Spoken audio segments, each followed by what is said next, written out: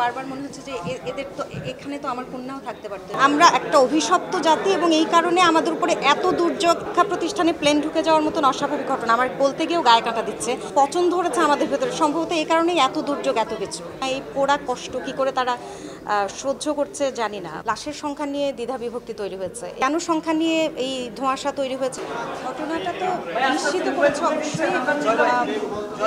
এই এমন দুঃস্বপ্নের মতো একটা ঘটনা, এটা মানে মানতেই পারছি না। আমার কন্যার বয়সও 3 এবং ঠিক এই বয়সে, যে বয়সে আমার কন্যার স্কুল শুরু হবে আগামী মাস থেকে, সেখানে এই ছোট ছোট শিশুদের মানে ঝলসে যাওয়া দেখে আমার বারবার মনে হচ্ছে যে এদের তো এখানে তো আমার কন্যাও থাকতে পারতো। এবং এই অভিভাবকরা যেরকম ছুটোছুটি করছে, যে সংকটের মধ্য দিয়ে যাচ্ছে, সেখানে মনে হচ্ছে আমি নিজেকেই খুঁজে পাচ্ছি বারবার।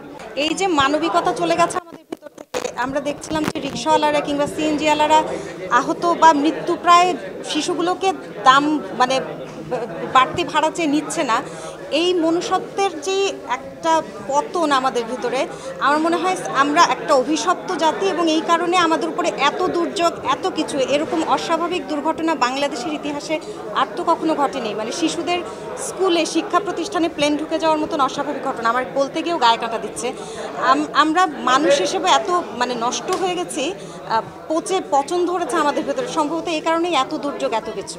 সত্যি বলতে যখন প্রথম সামাজিক যোগাযোগ মাধ্যমে দুর্ঘটনার খবরটা শুনতে পাই, তখন এটা যে এতটা ভয়াবহ রূপ নেবে সেটা ধারণা করতে পারিনি। মনে হয়েছিল যে সেখানে হয়তোবা কিছু প্রাণ বেঁচে যাবে, কিন্তু এখন তো দেখা যাচ্ছে সেখানে 2 শতাধিকের উপরে, 2 শতাধিক মৃত্যুর খবর আমরা এই পর্যন্ত পেয়েছি এবং সম্ভবত আরও অনেকেই আশঙ্কাজনক অবস্থায় আছেন।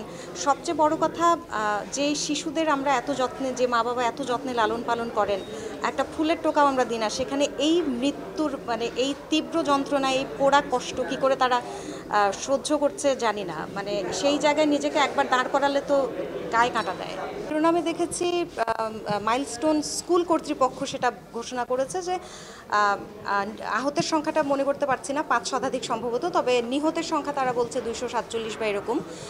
যদি সেটা হয়ে থাকে তাহলে এটা একটা বিশাল অঙ্ক এবং এতগুলো মানে জীবন, মানে এটার ক্ষতিপূরণ হয় না বাংলাদেশে, এটা কখনো দায় মেটাতে।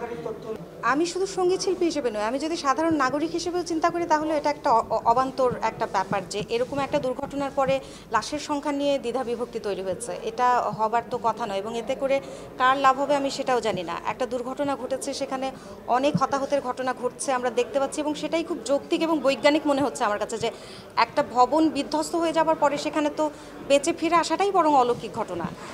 কেন সংখ্যা নিয়ে এই ধোঁয়াশা তৈরি হয়েছে সেটা জানি না, তবে এটার প্রকৃত তথ্যটা জনগণের কাছে প্রকাশিত হলে মনে হয় ভালো হয়।